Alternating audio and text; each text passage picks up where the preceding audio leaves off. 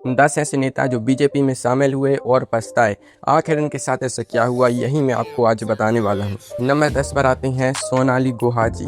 पश्चिम बंगाल की राजनीति की यह नेता हैं जिनकी कहानी देखकर आप अपनी हंसी नहीं रोक पाएंगे। सोनाली गुहाजी कभी तृणमूल कांग्रेस में ममता बनर्जी जी की बेहद करीबी हुआ करती थी, लेकिन 2021 के बंगाल विधानसभा चुनाव में जब उनका टिकट कट गया तो उन्होंने गुस्से में आकर बीजेपी का दामन थाम लिया। बड़ी बड़ी बातें हुई, दल बदल का बड़ा ढोल पीटा गया और लगा कि अब तो बंगाल में कमल खिलकर ही रहेगा। लेकिन जनाब, राजनीति की पिच पर हर गेंद पर छक्का नहीं लगता।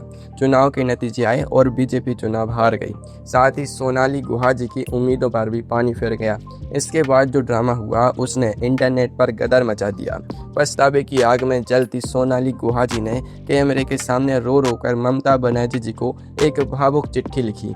चिट्ठी में उन्होंने लिखा कि जैसे मछली पानी के बिना नहीं रह सकती, वैसे ही मैं दीदी आपके बिना नहीं रह सकती, मुझे माफ़ कर दो। बहती गंगा में हाथ धोने गई थी, लेकिन अपने कपड़े ही बहवा बैठी।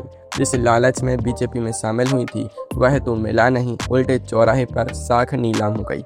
इसे कहते हैं घर की मुर्गी दाल बराबर समझकर बाहर गए और बाहर से डंडा खाकर वापस लौटे। नंबर 9 पर आते हैं राजीव बनर्जी जी। इनकी कहानी तो और भी ज़्यादा फिल्मी है। 2021 के बंगाल चुनाव से ठीक पहले राजीव बनर्जी जी टीएमसी के मंत्री पद से इस्तीफा देकर सीधे दिल्ली पहुंचे थे। वह भी किसी आम गाड़ी से नहीं, बल्कि स्पेशल चार्टर्ड प्लेन में बैठकर बीजेपी के शीर्ष नेताओं के साथ फोटो खिंचवाई, फूलों के हार पहने और बंगाल में बड़े बड़े भाषण झाड़ने लगे। उन्हें लगा था कि बीजेपी की लहर में वह सीधे मंत्री की कुर्सी पर जाकर बैठेंगे, लेकिन कहते हैं ना कि चिड़िया चुग गई खेत तो पछताए होत क्या। चुनाव के नतीजे आते ही राजीव बनर्जी जी अपनी ही सीट से बुरी तरह चुनाव हार गए। बीजेपी का बंगाल फतह करने का सपना भी चकनाचूर हो गया। अब राजीव बनर्जी जी के पास सिर पकड़कर रोने के अलावा कोई रास्ता नहीं बचा था। वीआईपी चार्टर्ड प्लान से दिल्ली आए थे, लेकिन वापस पैदल ही टीएमसी के दफ्तर में आना पड़ा। चुनाव हारते ही राजीव जी ने खुल्लम खुल्ला बयान दिया कि बीजेपी में शामिल होना उनकी ज़िंदगी की सबसे बड़ी भूल थी। फिर क्या था, सारी शराफत साइड में रखकर वापस दीदी की शरण में भाग आए। वाह नेताजी, आसमान से गिरे और खजूर में अटके। नंबर 8 पर आते हैं हरक सिंह रावत जी। उत्तराखंड की राजनीति में हर चुनाव से पहले पाला बदलने का रिकॉर्ड बनाने वाले हरक सिंह रावत जी ने सोचा था कि बीजेपी में जाकर उनकी 5 उंगलियां घी में रहेंगी। 2016 में जब वह कांग्रेस तोड़कर बीजेपी में शामिल हुए थे तो उन्हें लगा था कि अब वह जिंदगी भर के लिए किंग मेकर बन गए हैं। बीजेपी सरकार में कैबिनेट मंत्री भी बने, लेकिन बीजेपी का अनुशासन उनकी आदत से बिल्कुल अलग था। 2022 के उत्तराखंड चुनाव से ठीक पहले हरक सिंह रावत जी ने अपनी पुरानी आदत के मुताबिक बीजेपी आलाकमान पर दबाव बनाना शुरू किया। वह अपने साथ साथ अपने रिश्तेदारों के लिए भी टिकट मांगने लगे, लेकिन बीजेपी ने उन्हें ऐसा करारा झटका दिया कि उनके होश उड़ गए। पार्टी ने बिना मौका दिए उन्हें रातों रात बाहर का रास्ता दिखा दिया। इसके बाद का नज़ारा तो देखने लायक था। टीवी कैमरों के सामने फूट फूट कर रोते हुए हरक सिंह रावत जी ने अपना दुखड़ा रोया और रोते बिलखते वापस कांग्रेस की शरण में पहुंचे। इसे कहते हैं न घर के रहे न घाट के। चौबे जी 26 जी बनने गए थे और दुबे जी बनकर लौटे। लेकिन रुकिए, अभी तो यह सिर्फ शुरुआत है। आगे जो दिग्गज नेता आने वाले हैं उनकी कहानी सुनकर आपके रोंगटे खड़े हो जाएंगे। नंबर 7 पर आते हैं एस.एम. कृष्णा जी। कर्नाटक के पूर्व मुख्यमंत्री और यूपीए सरकार में देश के पूर्व विदेश मंत्री रहे एस.एम. कृष्णा जी एक समय में भारतीय राजनीति का बहुत बड़ा चेहरा हुआ करते थे। 2017 में जब उन्होंने 10 को पुरानी कांग्रेस पार्टी को छोड़कर बीजेपी का कमल थामा तो ऐसा लगा जैसे दक्षिण भारत में बीजेपी को कोई बहुत बड़ा खजाना मिल गया हो। बीजेपी ने भी उनका स्वागत बहुत बड़े तामझाम के साथ किया था, लेकिन राजनीति में उगते सूरज को सलाम किया जाता है, ढलते सूरज को नहीं। बीजेपी में आने के कुछ ही समय बाद एस.एम. कृष्णा जी को यह एहसास हो गया कि उनकी हैसियत अब एक सजावटी सामान जैसी बनाकर रह गई है। उम्र के नाम पर उन्हें पूरी तरह से साइडलाइन कर दिया गया और पार्टी के बड़े फैसलों में उनकी पूंछ तक बंद हो गई। जिस नेता के एक इशारे पर पूरी सरकार चलती थी वह बीजेपी में एक एक मुलाकात के लिए तरसने लगे। आखिरकार पछतावे और दुख में आकर उन्होंने सार्वजनिक रूप से बयान दिया कि बीजेपी में उनकी कोई इज्जत नहीं हो रही है। इस अपमान से तंग आकर उन्होंने राजनीति ही संन्यास ले लिया। इसे कहते हैं नाम बड़े और दर्शन छोटे। जिस शान की उम्मीद में आए थे वहाँ सिर्फ गुमनामी मिली। नंबर 6 पर आते हैं स्वामी प्रसाद मौर्य जी। उत्तर प्रदेश की राजनीति में पिछड़ों और दलितों के बड़े नेता माने जाने वाले स्वामी प्रसाद मौर्य जी 2016 में बहुजन समाज पार्टी छोड़कर बड़े ढोल नगाड़ों के साथ बीजेपी में आए थे। 2017 में बीजेपी की सरकार बनी और स्वामी प्रसाद मौर्य जी को भारी भरकम कैबिनेट मंत्रालय भी मिला। लेकिन 5 साल तक मलाई खाने के बाद जब 2022 का विधानसभा चुनाव नजदीक आया तो स्वामी प्रसाद जी को अचानक एहसास हुआ कि बीजेपी में दलितों और पिछड़ों का शोषण हो रहा है। दरअसल असली खेल तो टिकटों की सेटिंग का था। जब उन्हें लगा कि बीजेपी में उनका राजनीतिक दबदबा कम हो रहा है तो उन्होंने चुनाव से ठीक पहले मंत्री पद से इस्तीफा दिया और समाजवादी पार्टी में छलांग लगा दी।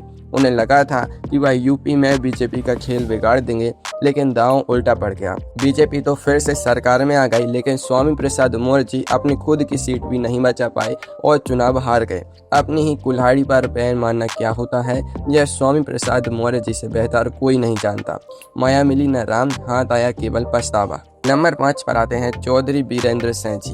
शायद छोटू राम जी के पोते और हरियाणा में 40 सालों तक कांग्रेस के दिग्गज नेता रहे चौधरी बीरेंद्र सिंह जी 2014 में नरेंद्र मोदी जी की राह देखकर बीजेपी में शामिल हुए थे। बीजेपी ने भी उन्हें केंद्र में कैबिनेट मंत्री बनाया और राज्यसभा का टिकट दिया। 10 सालों तक सब कुछ ठीक ठाक चलता रहा, लेकिन असली मोड़ तब आया जब हरियाणा में किसान आंदोलन और पहलवानों का प्रदर्शन शुरू हुआ।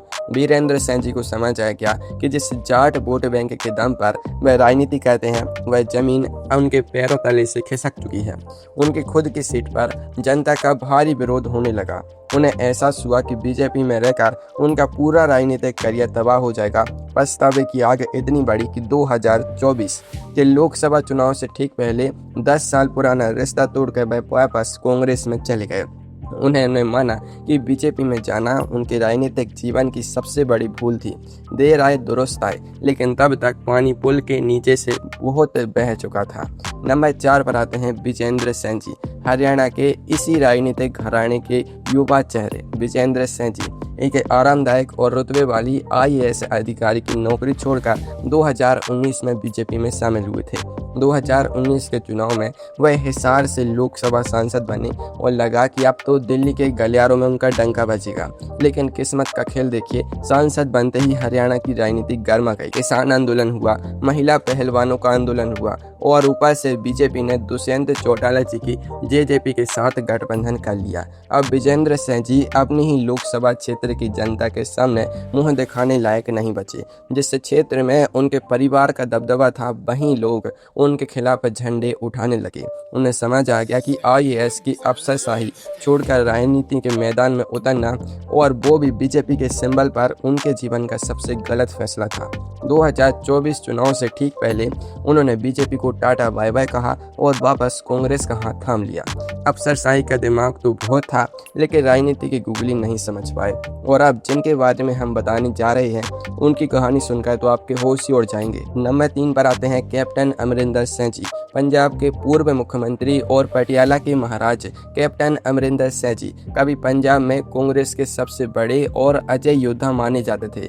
लेकिन जब कांग्रेस के अंदरूनी झगड़ों में उनका अपमान हुआ तो उन्होंने अपनी नई पार्टी बनाई और फिर बीजेपी के साथ हाथ मिला लिया।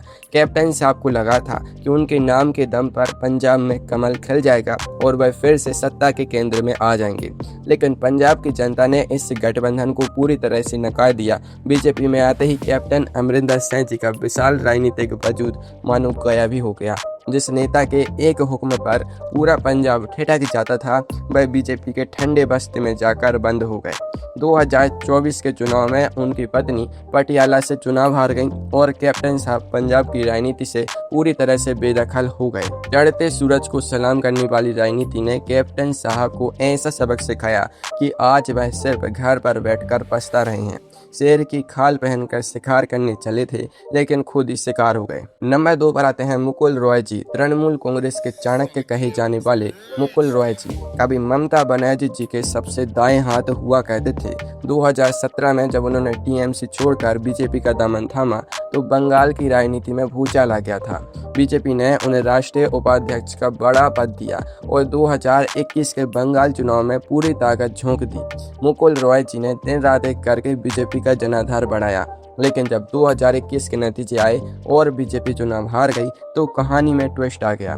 चुनाव के बाद मुकुल रॉय जी को लगा कि बीजेपी में उन्हें वह सम्मान और तवज्जो नहीं मिल रही है जिसके वह हकदार हैं। वह खुद को बीजेपी की अंदरूनी गुटबाजी में फंसा हुआ और बिल्कुल अलग थलग महसूस करने लगे।